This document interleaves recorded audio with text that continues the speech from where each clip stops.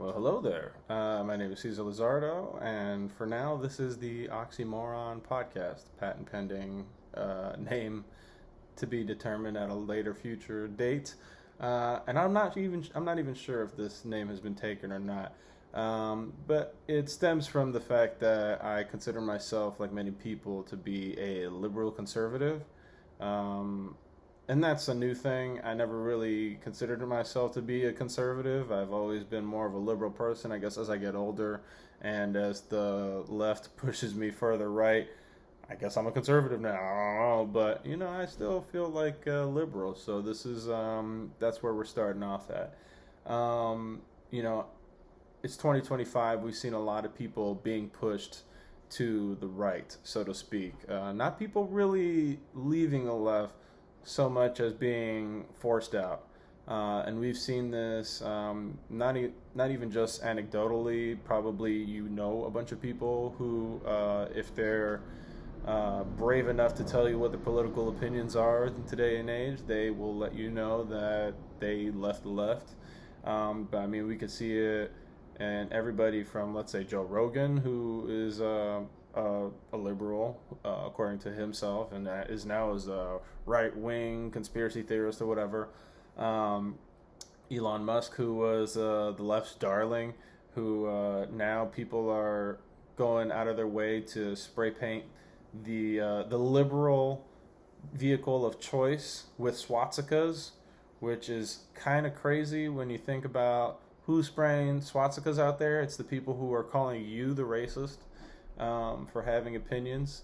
Tulsi Gabbard, lifelong Democrat, now she's on the right. Robert F. Kennedy Jr. I mean, he's a Kennedy, for God's sake. If he didn't have that damn voice, he sounds like he's talking into a van or something.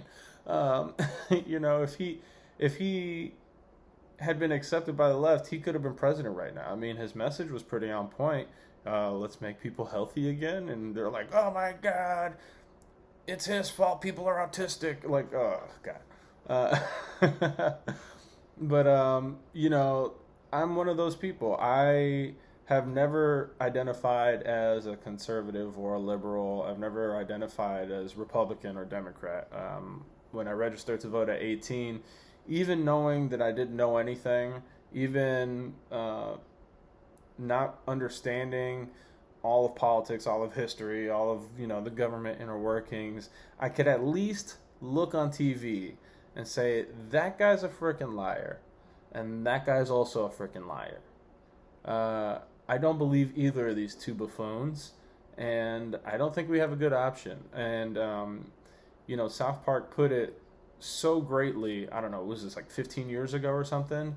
And it's just continued to prove itself, where they say you have two choices: a douchebag or a turd sandwich, and it's just it's never faltered, that comparison.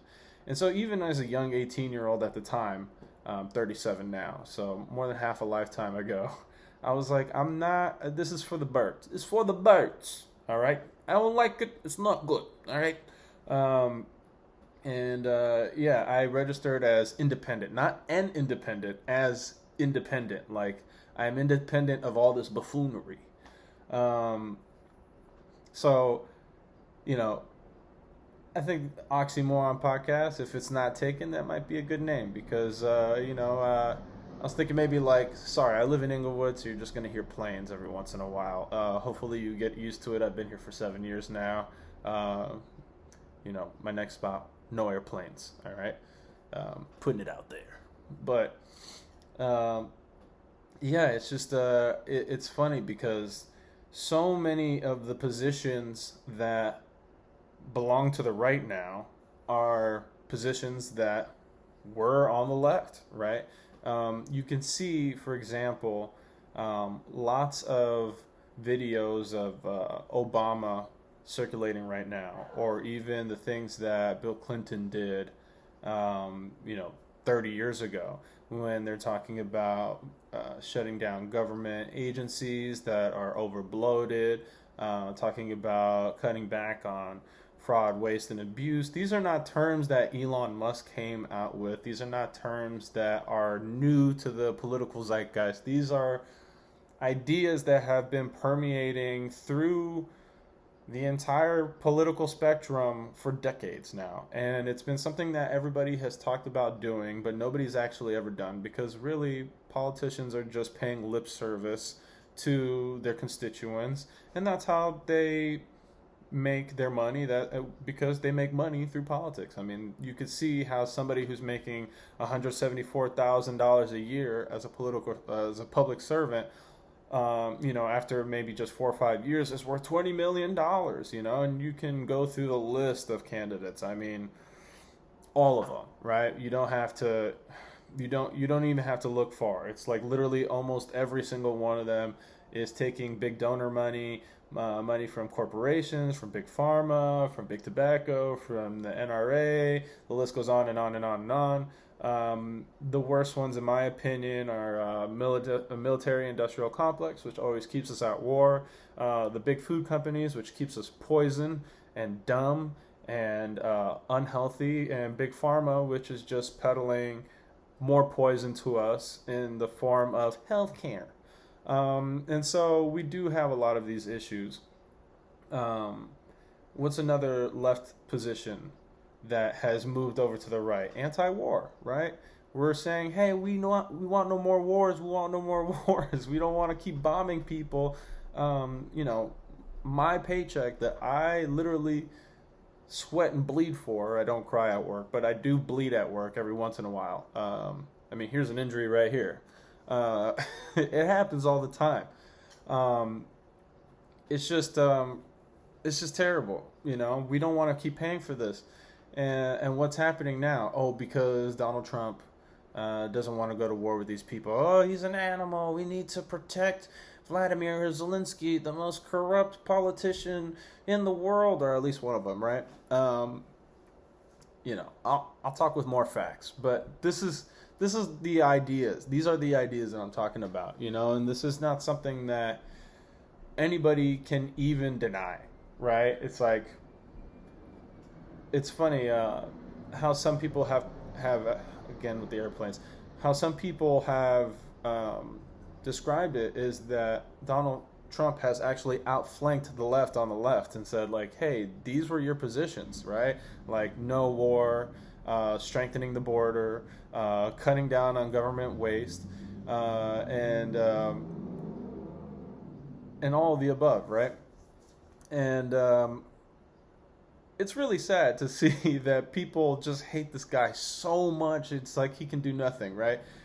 He said, I could cure cancer, and these people over here to my right, they wouldn't stand, they wouldn't clap, none of them would ever say anything good about me. I made a joke on my Facebook. I was like, he could open up a portal to heaven, all right, and bring Jesus Christ back down. Well, Jesus Christ would come down on his own power, obviously, but he could open up the portal and Jesus Christ would come back down, and they would say, what is he doing? Does he have the authority? Oh, Elon Musk isn't elected, so why does he think that he can just go up there and open up space to Jesus Christ? How do we know it's really Jesus Christ? How do we know it's not really the devil? Well, you know what I mean? Like, it's just anything that he could do. He's already done so much positive in the first, 60, 70 days or whatever. And I'm not saying he's perfect, and I'm not saying that he is doing everything perfect. I'm not saying that I agree with everything that he does, because there are a few things that have given me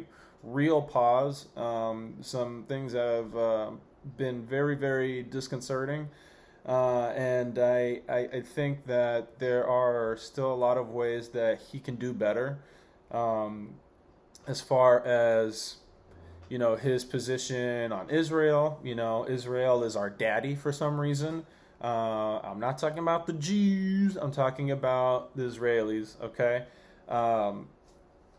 They have some kind of stranglehold on us, It's like, do what we tell you to do. We're like, okay, fine. Bombs, I don't know. I don't get it. I don't know. It's like either they've got the file, and they're gonna release it. They're gonna blackmail everybody. That's one. or it's like some spiritual thing where like Bibi Netanyahu is like, I don't know, a fucking reptilian or something, or Satan himself. I don't know, man, but there's something weird about that shit. That it doesn't matter if you go right or left, we just always go forward straight to whatever Israel wants to do. And I think it's unfortunate for everybody around the world, including the Jewish people who, historically have had to endure a lot of anti-Semitism and had, went through the Holocaust and whatever. And, there's a lot of scapegoating going around. And, I don't agree with that. I'm pro-Semitic, all right? But as a pro-Semite, that also includes the people of Gaza who are the original Semites who were there, as opposed to the European Jews who came in the 1940s who were not Semitic. They are European Jews, which, they deserve to have a place, a peaceful place where they can live. Historically, if the Jews want to live in Israel, I think they have every right to do so, but it shouldn't be at the denigration and at the depopulation and at the absolute murder of thousands of innocent people. Not to say that Hamas is innocent. Obviously, they're not innocent. These are terrorists. They should be condemned. We condemn them. We don't agree with killing Israel.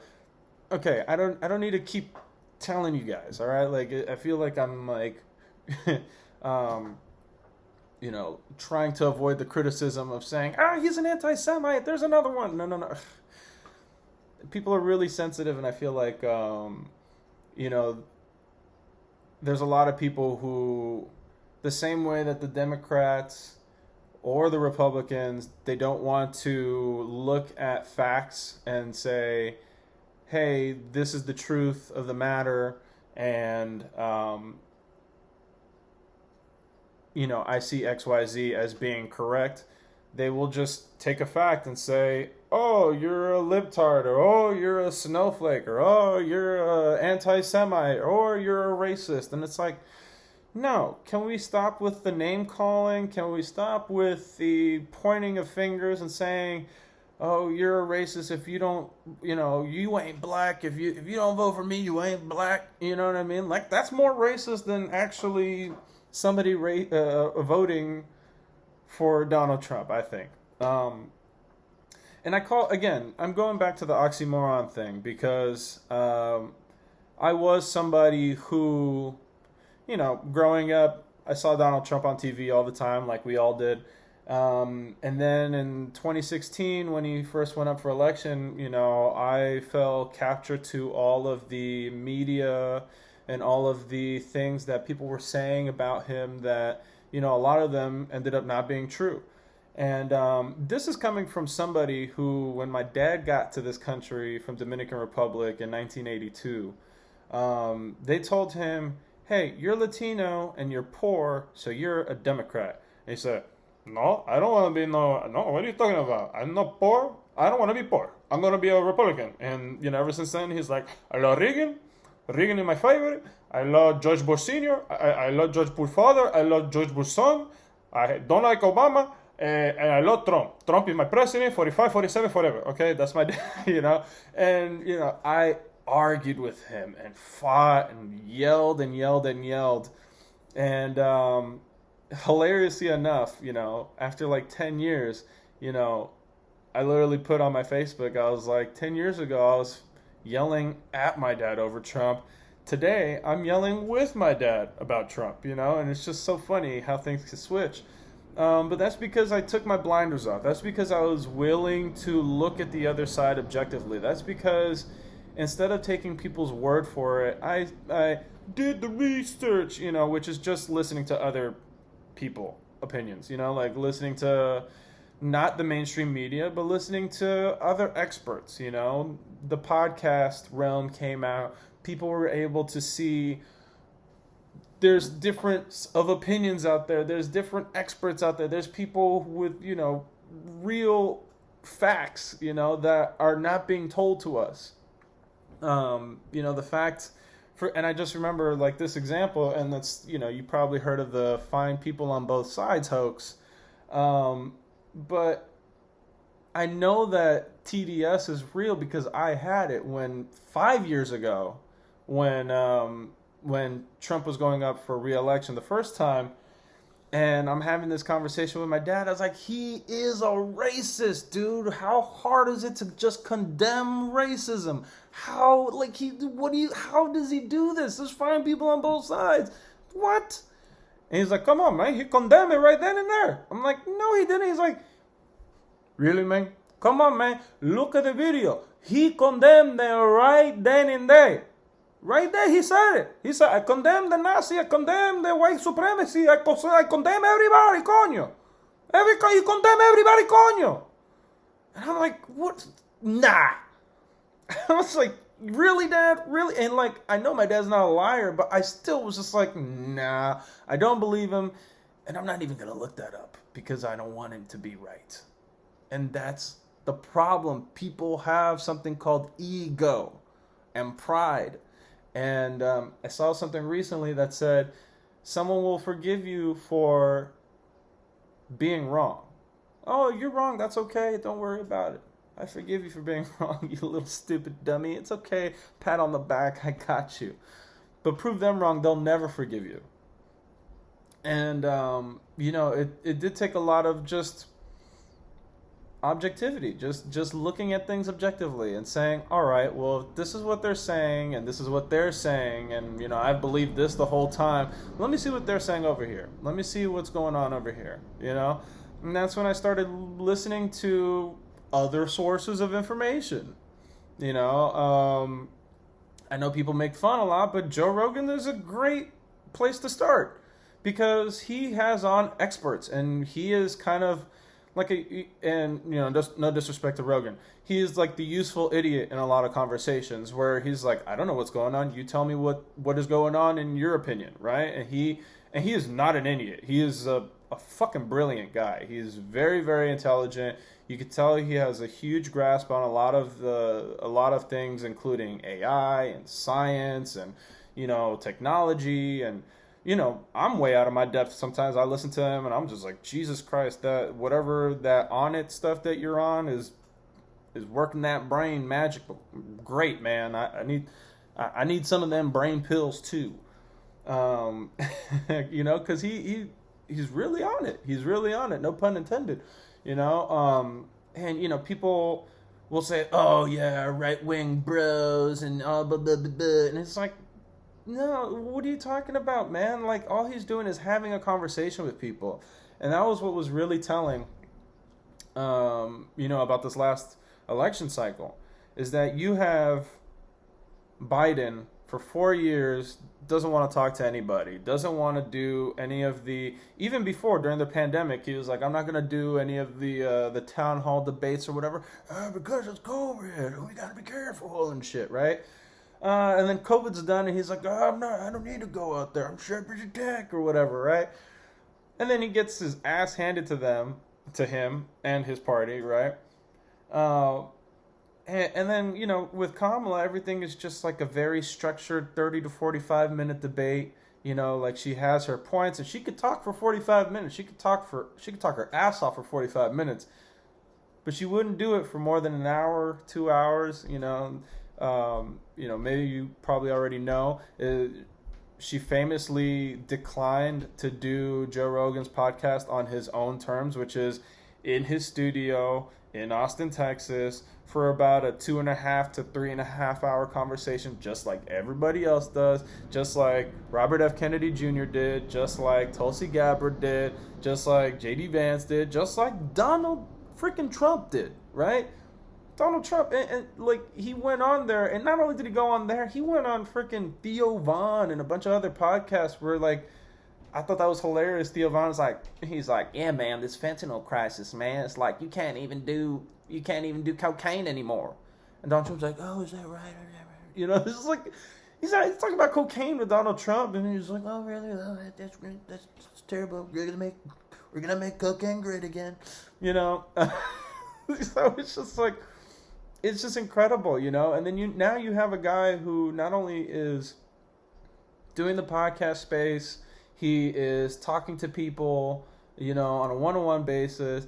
And then, from day one in the office, he's got all the cameras, all the reporters. He's like, all right, Suzu, what do you want to know? All right, Eddie, what do you want to know? All right, Don, whatever. He's just talking to everybody. He's answering every question. Talking about policy, talking about immigration. You want to talk about egg prices. You want to talk about Ukraine. You want to talk about Gaza. You want to talk about, whatever. Not everything, obviously. But, so much more transparent. It's like, where's the transparency? He's like, he's so much more transparent, which is like I'm pretty sure, just anecdotally, I'm pretty sure he's already spoken probably like 10x times more than Biden did in like his entire 4 years.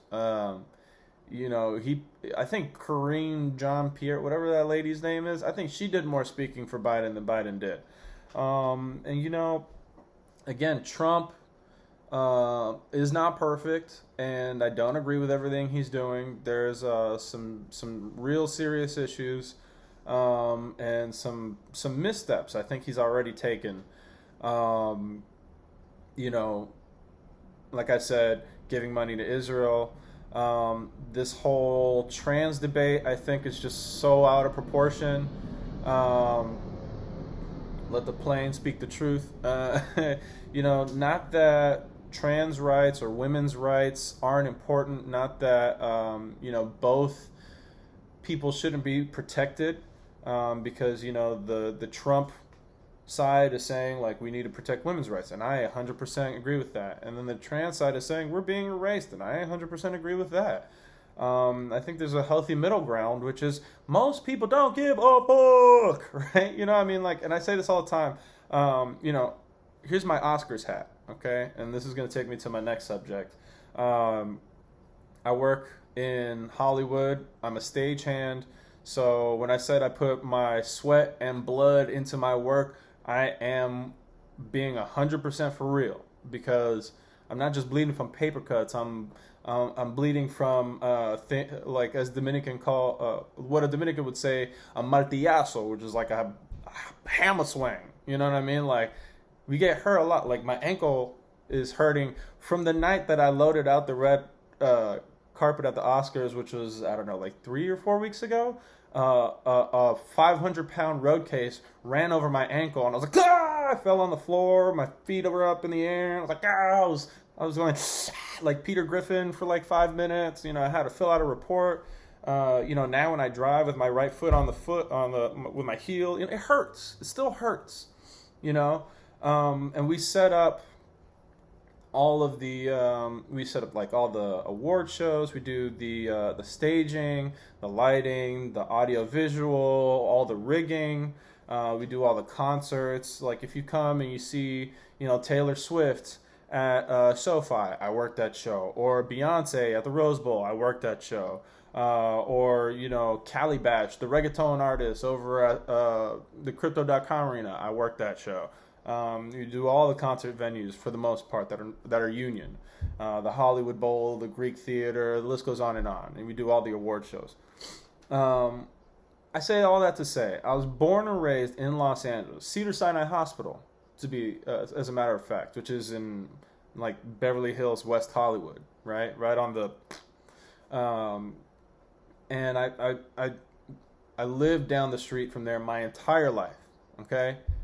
I have lived in the gayest city, in the gayest state, in the gayest country, and work in the gayest industry, and also as a comedian, work with a ton of gay people.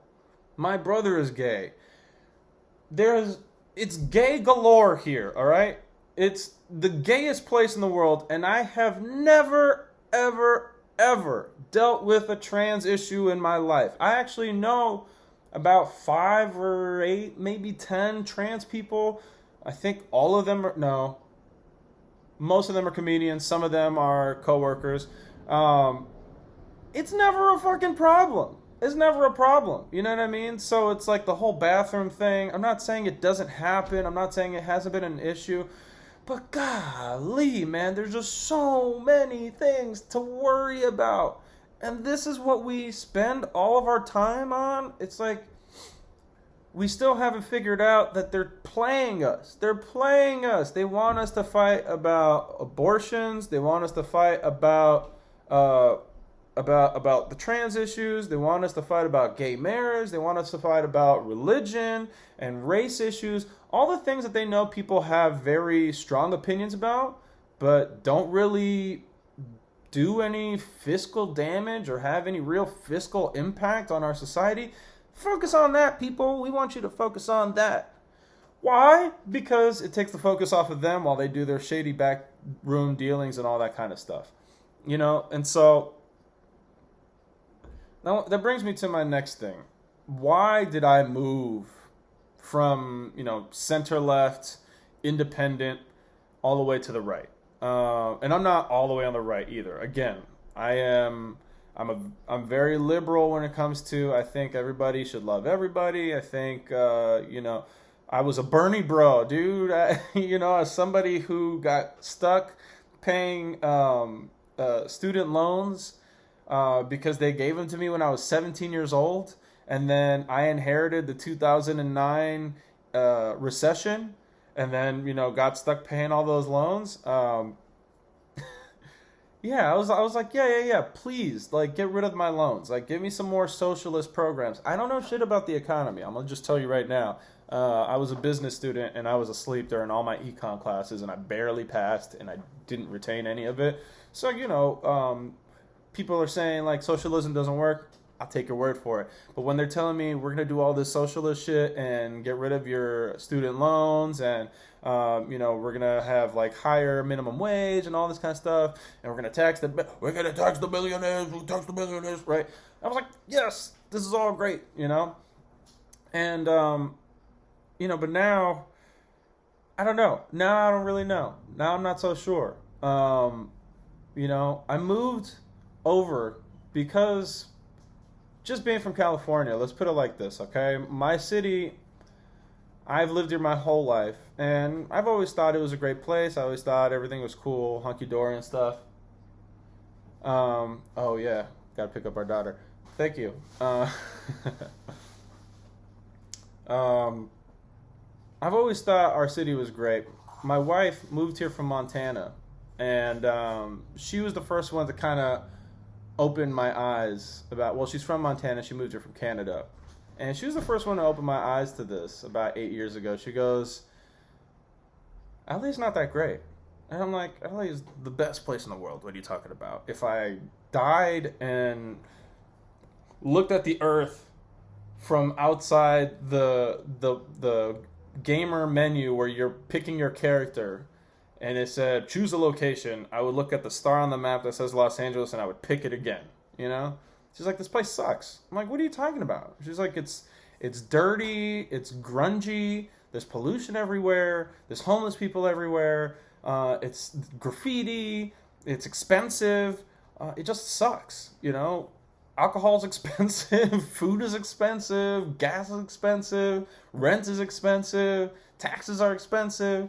This place sucks. And I'm just like, yeah, but I live here, and it's nice, and there's something for everybody, all right? There's the beach and great weather, and you can go to the mountains, just like the Chevy commercial. You can go surf on the beach and then ski down the slopes in the same day if you plan it right, we got Hollywood here. We got everything. Everything, if you want to do something, whatever you want to do, you can find it here in LA. There's something for everyone, and that's still true. There's something for everyone here. But it really just made me think, I was like, damn, she's right. She said this is the dirtiest place she's ever been to.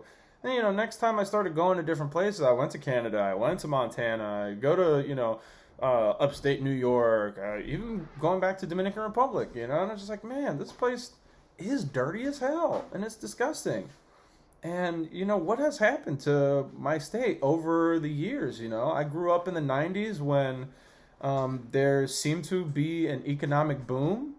And then when I was set to graduate from Loyola Marymount in 2009, spoiler alert, I didn't because I was a dumbass. Not stupid, just a dumbass.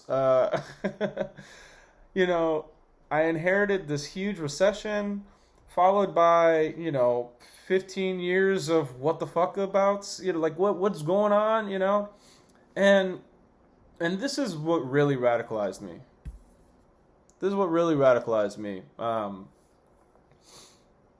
Was the pandemic, and I think it's like a lot of people.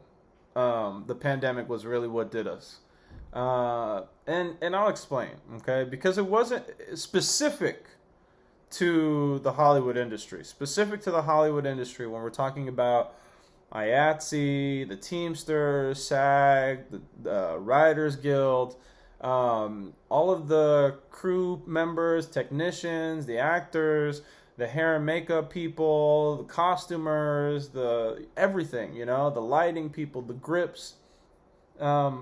It's thousands of us in this city.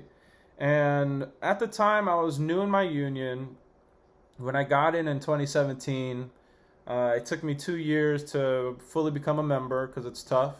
You got to put in your time and your money, and you work your way up. And by summer of 2019, I'd become a full-fledged member, and it's a very promising gig. You can land into some really high-paying or well-paying gigs, and if it's consistent, you can make a great living, and that's basically what was promised to me.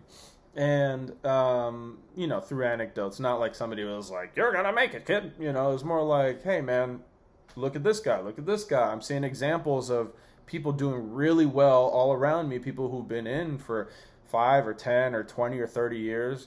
The guy who got me in, he did 45 years, and he was retiring basically right when he was retiring and leaving. I was coming in, and our paths never crossed. He basically just like handed me the baton, and he's making a nice amount of money through pension and 401k and Social Security and stuff like that, to the point where he doesn't need to work for the rest of his life, if it's still working out that way.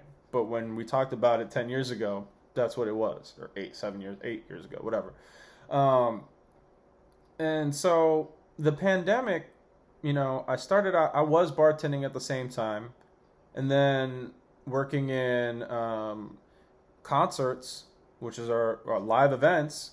Now I don't have a way to serve people alcohol or put on concerts, so all my money was gone. We saw California be one of the worst lockdown states in the country. We saw the hypocrisy of people going out to dinner after they were telling us that we had to mask up and stay away from our family members and all that kind of stuff. Don't gather in groups of more than 6 people for Christmas, or whatever the shit they were saying. They locked us down for 3 years, and that was terrible. That was really terrible. And chalk it up to, well, the world was locked down. You can't just blame that on California. Well, look at Texas. There is a massive Texodus, is what people are saying. People moved to everywhere to get out of California. And all of the places that they moved to were red states. Georgia, Florida, South Carolina, Tennessee, Utah.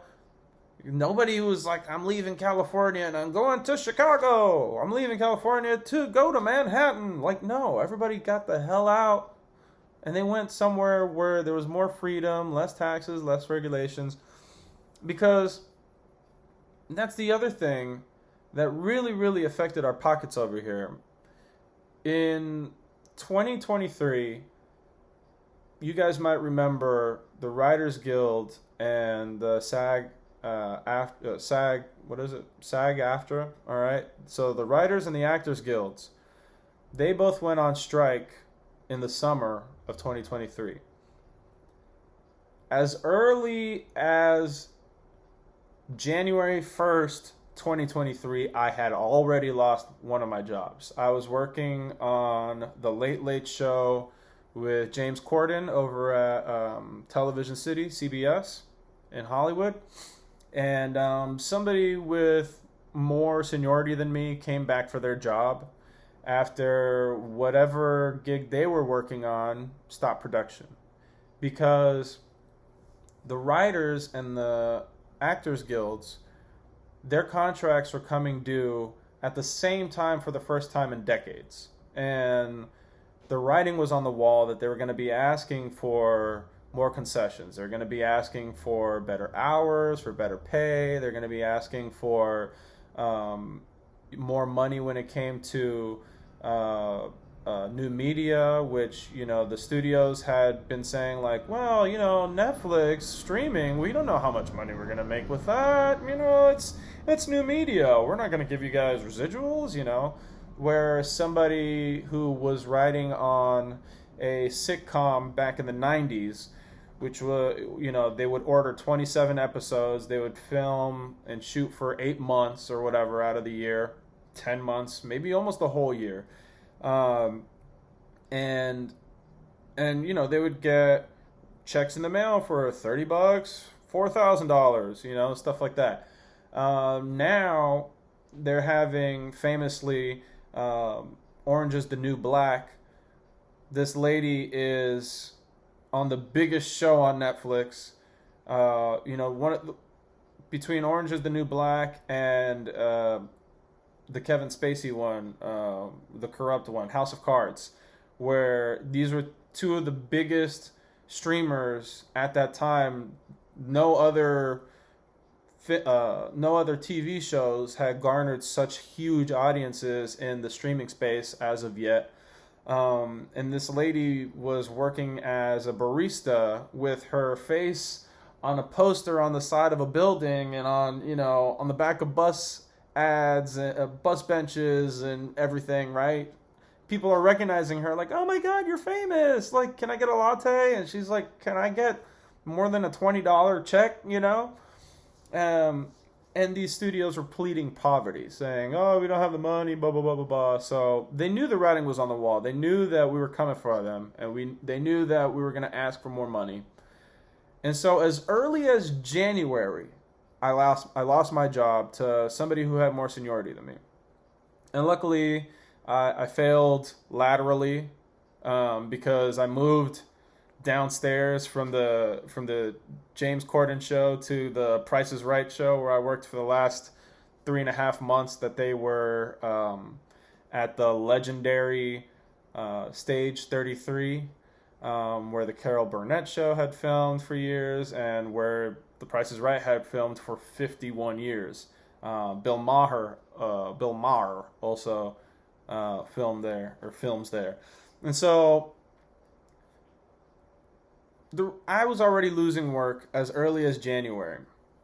What ends up happening is, systematically, from January until the summer, more and more productions stopped or halted altogether because of the fact that they knew that there was an impending strike, and they didn't want to be caught in the middle of production for who knows how long while there was a strike happening.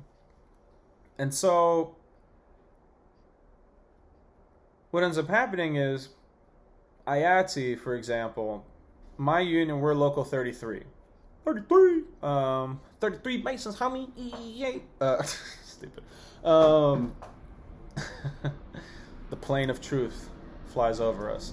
We're local 33, so we do live entertainment, television, concerts, and whatnot. But then you also have the Prop Masters, local 44, local 80 Grips, 695 Sound, 728 Lights, local 728. 7 guys, 2 lights, 8 hours. That's the joke. This is my hair, y'all. This is what my hair looks like. I'm not bald. Thank you, genetics. I digress. What happens in my union a lot is that because it is a union, because all unions are basically, like 90% nepotism and who 10% luck and hard work, right? And me, I was an orphan. I didn't know anybody who, besides the guy who told me to apply, which, side note, I still had to wait in line from 6:45 a.m. until 2:30 in the afternoon to have a 1.5 minute interview with one of the union leaders, and then wait 3 months for a phone call for my first gig, and then work one shift a month, whatever. Okay, it took me 2 years to get in. All right, it was very hard. I had no handouts. I had a couple of lucky breaks, but I mean, just anyways.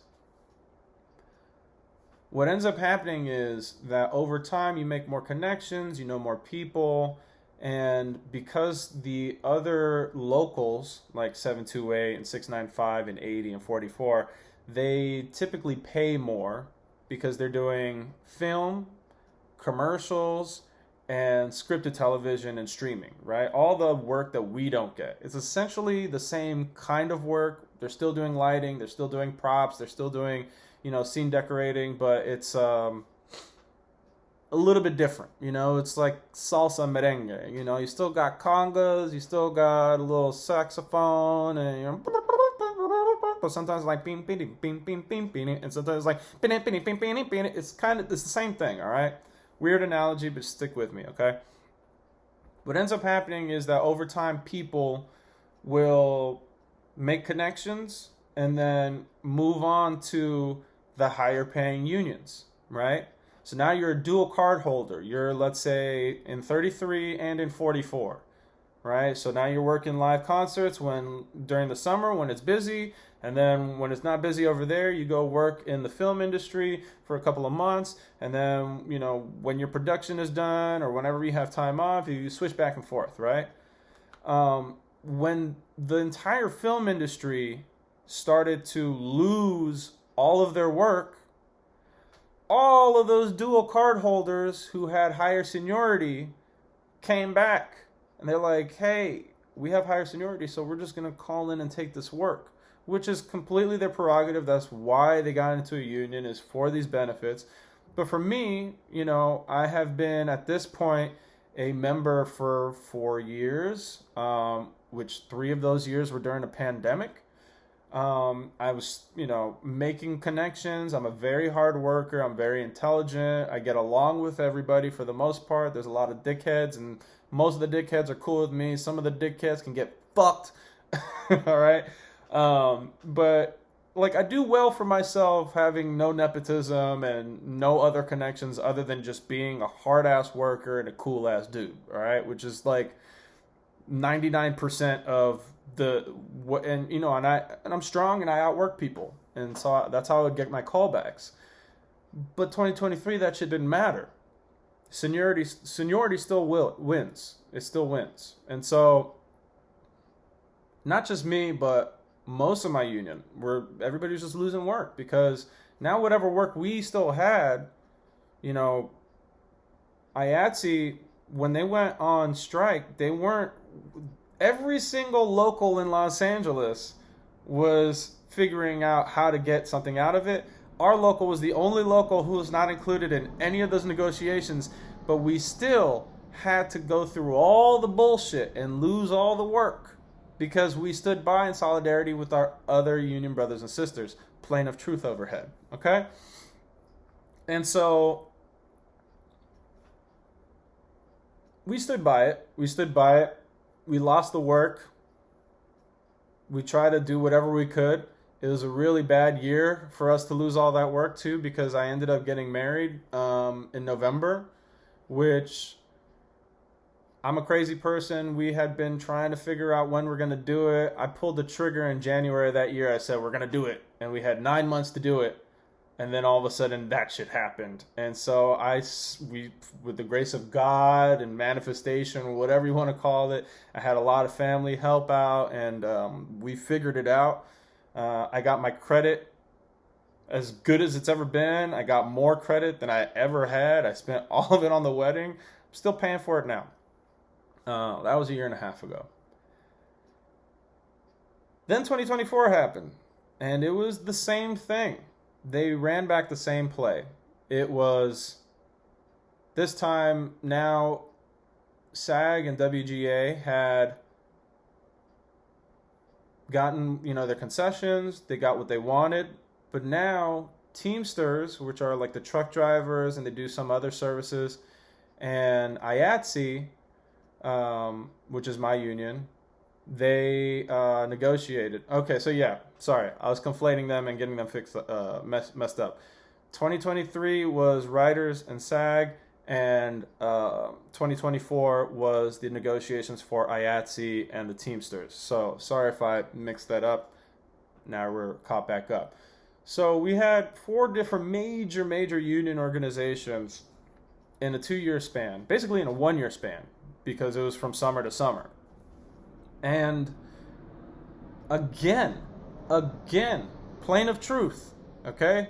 Again, they ran back the same play where they didn't bring back production, they didn't start production because they said, ooh, you know what, we might end up going on strike, so let's just not deal with it. Again, slowdown of work. Now here's my issue with all of that and how it radicalized me to say, you know what, fuck California politics.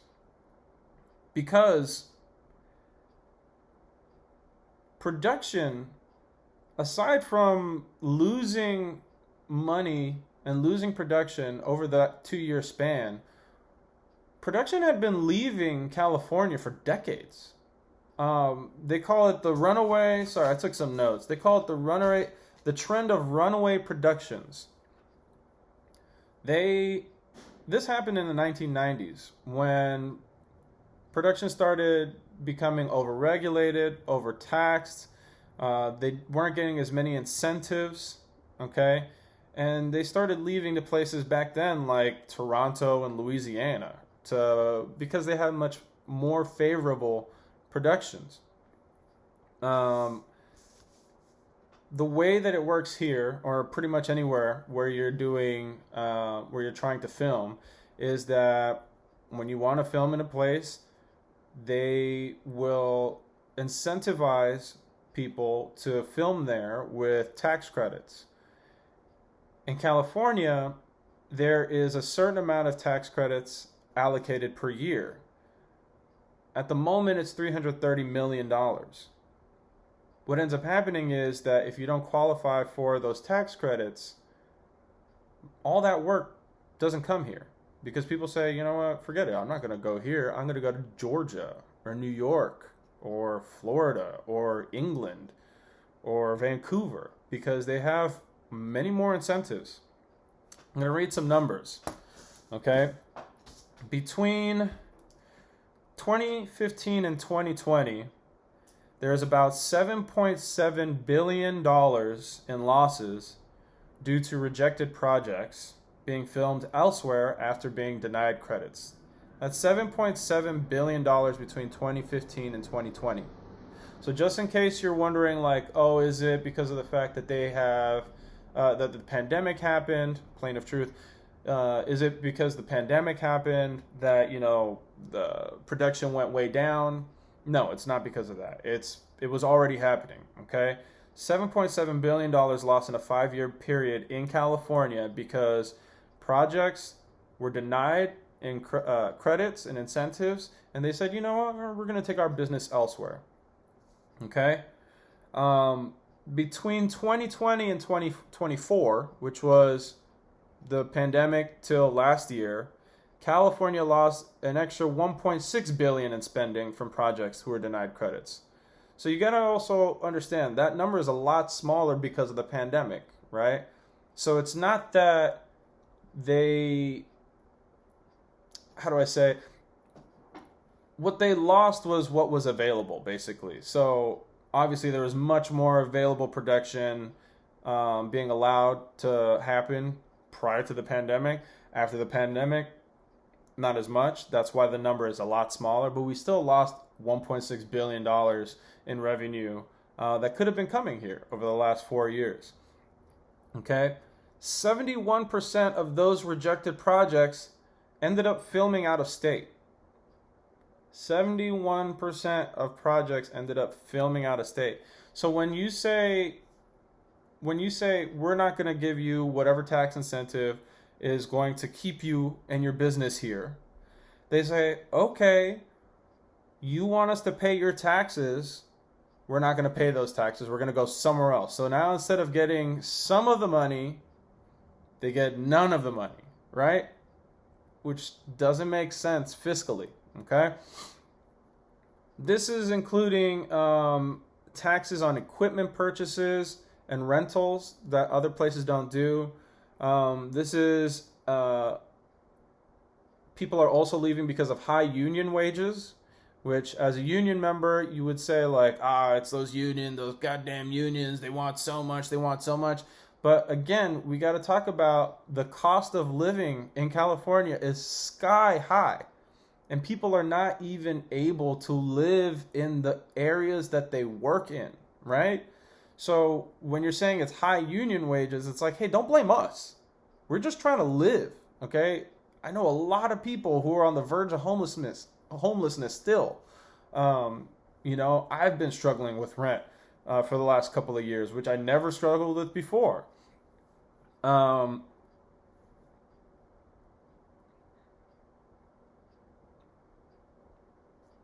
In 2023, the WGA and SAG strikes cost California's economy $6.5 billion. So in 1 year, we lost $6.5 billion because of the SAG and WGA strikes. This is talking about not just the union workers and the film producers, but I mean, it's got a trickle-down effect too, because when you're on location, you got to feed all those people, right? Now you're feeding into the local community, right? You're whether it's Papa John's or Mama and Papa's Pizza or Domino's, it's all pizza. I don't know. It's just pizza. But whatever it is, you're feeding the local economy. If you're renting cars, now that's the enterprise. If you're bringing people into Motel 6s or whatever, you're helping the local economy. When those workers go on their breaks and hit happy hour, they're going to the local bars, right? They're going to the theaters at the end of their night to watch a movie. They're feeding into the local economy of wherever it is that they're filming, right? So the $6.5 billion doesn't just affect the workers directly. It affects the entire community. By quarter 4 of 2024, which was 3 to 4 months ago, we're in March now, so we're talking about December of 2024. It's March 2025 now. TV production remained 91.3% lower for dramas and 85.6% lower for comedies, below quarter 4 of 2022. So let's explain that. In 2022, we had a huge resurgence of a lot of the production actually coming back from after the pandemic. I actually made the most money I've ever made in my life in 2022 because of that. Because there was a huge appetite for outdoor concerts, for live events. Essentially work was coming back in droves.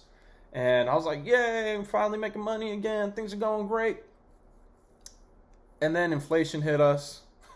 And then credit card rates went up. And then all the other bullshit that ended up happening basically made it so that all the extra money that I made didn't even matter. My dad, who's an accountant, he's looking at my taxes and he's, click, doing all the, he's got like one of those handheld gigantic calculators from 1992 still. He's like, Coño, man, you made a lot of money. And he said the number and I was like, right, there's no way. That's like $30,000, $40,000 more than I've ever made, right? I was like, there's no way. I've never made anything close to that. And I got $500 in my account right now. Like, do the math again. He's like, no, mira, look, you made this much money. And I was like, if I made that much money, where the fuck is it? Where is that money? It just didn't make sense to me. I was like, how is it that I've made that much money and I have less than $1,000 in my bank? I don't even remember if it was 500. It might have been 200 or 7. I don't know, but it wasn't a lot. It was less than 1,000. I know that.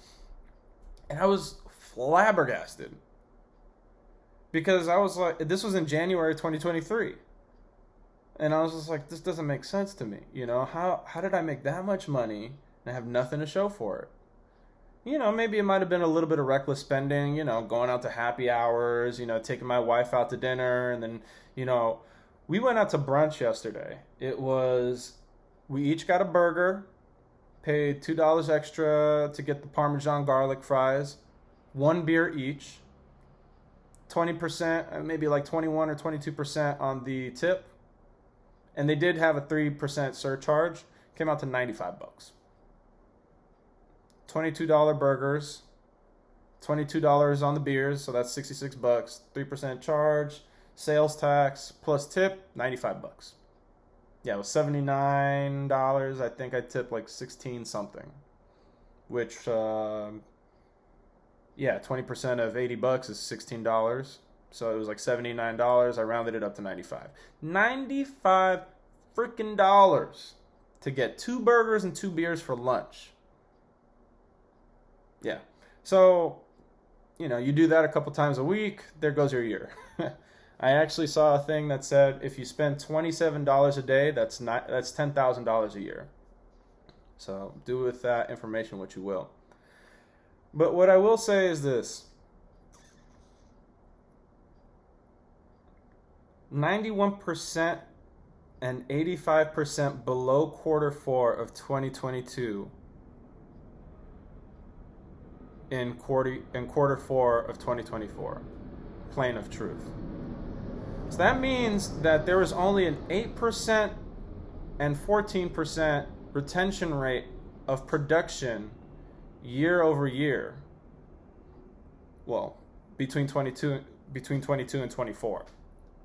8 to 14% retention rate in dramas and comedies, respectively, filming.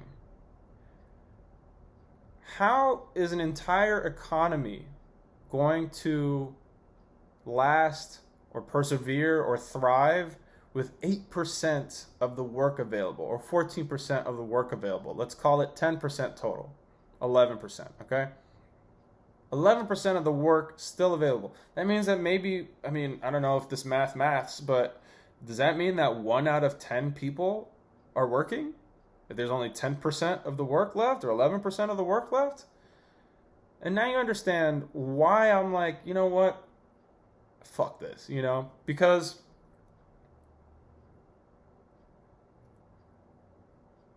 one of the worst things that I saw was in 2023 when SAG and WGA was going on strike.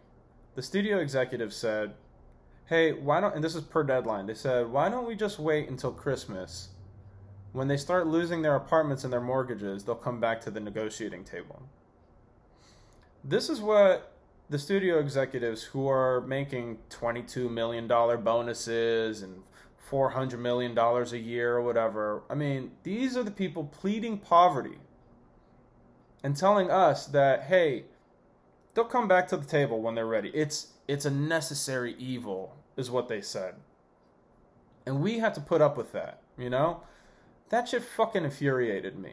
It fucking infuriated me because I got into what I thought was a good job, a union job. And on the wall of my union hall, there is a poster of Adam Schiff. That's been there for as long as I can remember.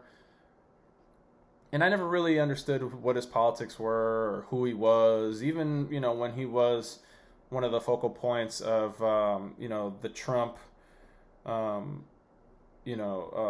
the litigation and all the things that was going against Trump over the last few years. I still didn't know who he was or what he was about. I'm just like, oh yeah, he's pro-union, right? Pro-union blue state. I got my very progressive friends saying like, oh yeah, Trump wants to kill unions, right to work, blah, blah, blah, blah, blah. But then I'm thinking like, this is such a pro-union place. Where was our pro-union governor or representative or mayor when these executives were literally starving us out until Christmas? Plain of truth. Maybe I should call this the Plain of Truth podcast until I move out of Inglewood, right? Plain of Truth podcast. Where the fuck were they? And how were they allowed to let these motherfuckers do that shit to us? and then run it back the very fucking next year, and then try to tell us that they're pro-union and that they're looking after the workers. California is the 5th biggest economy in the world, all right? We are the leaders in Hollywood, all right? We are their biggest propaganda arm, right? All their media, all of their... everything that they do, it comes through us, right? You would think that they need us, but they don't give a shit. They're like, oh, we can do propaganda from Georgia or whatever. It doesn't matter if it affects you or not. As I shimmy my Oscars hat in support of Hollywood. You know, and not only that, we've lived in a blue state my entire life. You know, even when we had the governor, I mean, he was essentially a Kennedy in disguise, right? He was a rhino. It was on my deck calling, oh, piece of shit, he's a rhino. Oh, Republican in name only. No, mira, I'm Mr. Driver, Mr. Schwarzenegger Driver, you know? So it was basically just been a blue state my whole life. And since the 90s, we've had the runaway productions debacle, is what we can call it. Okay? So they have been systematically pushing people out of the state. And now you can even see Bill Maher, who is no friend of Trump, no friend of the right, is coming around and saying, you guys are idiots. Or I'll work on my Maher impersonation. But, you know, he's like, people are voting with their feet. There's a mass exodus. People are leaving to the point where California is going to lose a couple of congressional seats. So is New York. So is Illinois, right? All these Democratic strongholds. They're losing congressional seats because people don't want to live there, right? Because crime is up. Because taxes are up. Because regulations are up. Because what are the incentives to keep people here, right? And then when you look at the people who are in charge of California, who are the people who are representing California? Governor Newsom, right? The governor, all right? Which hilariously is just, I've never said Latinx. Who even says Latinx? Cue the montage. Latinx. Latinx. You know, Shifty Adam Schiff, who's got some pretty bad allegations out there.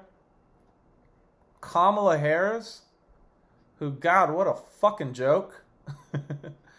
You know, and Nancy Pelosi. Great tits, bad legislation.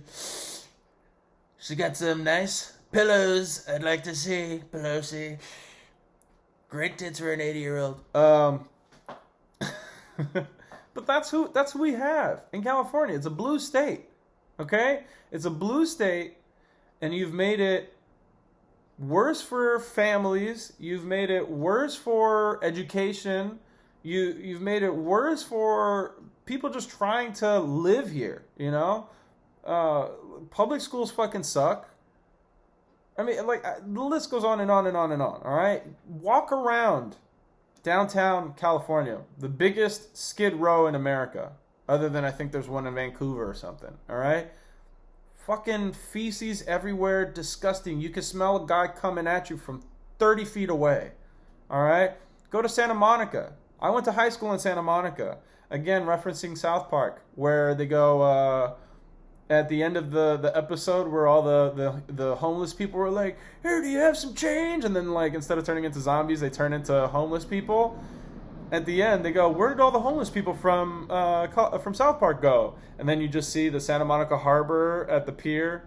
That was a few blocks away from my school, right? And when I saw that, I was like, "Ah, that's hilarious!" Because there was just homeless people everywhere in Santa Monica, right? They probably come here for the weather, you know, or maybe because they're incentivized to be homeless. You know, they're given a certain amount of money each month for rent and drugs or whatever, food, I guess, and they're just incentivized. They could, I don't know, whatever. West Hollywood, Boulevard of Broken Dreams, dude. I mean, it's fail. It's disgusting. The whole city is just jacked up. I live here in Inglewood, and we're right by LAX, as you can hear. A couple weeks ago, I see what I thought was a guy dragging his gigantic ball sack. I was like, oh my God, what? Like, he's got like elephantitis, right? Because he was naked, and I could just see like this giant black thing on the back of his thigh. I get closer. Oh, it's just a shit streak. Just a shit streak a mile away from the airport. Welcome to LA. We love it here. So I'll just end on this. I was recently, I won't get into the details, but grossly excommunicated by one of my cousins because of my posts online. And she has a government job that was, I guess, affected by Doge. She's been furloughed. And she's like, I just can't anymore, Caesar. Your posts are just actually too much. And it just flies in the face of people that you claim to love.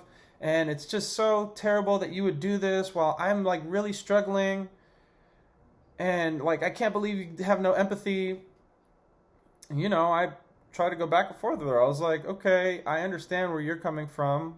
You've been furloughed, so you're not sure if you're going to have a job in the future or whatever. But you got a master's degree and whatever. I think you'll be fine. And hopefully once they kind of restructure everything with Doge, maybe you will have your job again in the future. But when I was asking her, I was like, well, what department do you work for? She didn't want, that's not important. Okay, well, were you furloughed with or without pay? That's not relevant. Well, it's not relevant, but that's why you're texting me, right? Because you're mad that I'm posting my opinions on Facebook, and now you're saying that it's not relevant, but that's why you're mad at me, and that's why it was actually really gross. I don't even want to say what it was that she did, but essentially we're just not talking anymore. And let's just say I was uninvited from certain festivities in her life, which is fine. But I'm like, you're going to have to uninvite half the family because my mom and dad voted for him. This person voted for him. That person voted for him. This person voted for him. That person. I'm talking about like 10 lifelong lefties besides my dad. So if you don't want to, if you think that like my opinion is just, oh my God, well, that's half the fucking country right now. So get it together. And not only that, where's the empathy for me? Why do you think I've been so radicalized that I said, fuck those people, I'm going Trump? Well, maybe it's because I've watched all of the policies of the left, the pro-union, the for the people who are for, the minorities and the poor people and everything. They've completely fucked our whole state up and our country. And we were driving off a fucking cliff. We were Thelma Louising this country off of a cliff at breakneck speed with some decrepit zombie behind the wheel. And you guys still are like, Trump! Pathetic. Pathetic.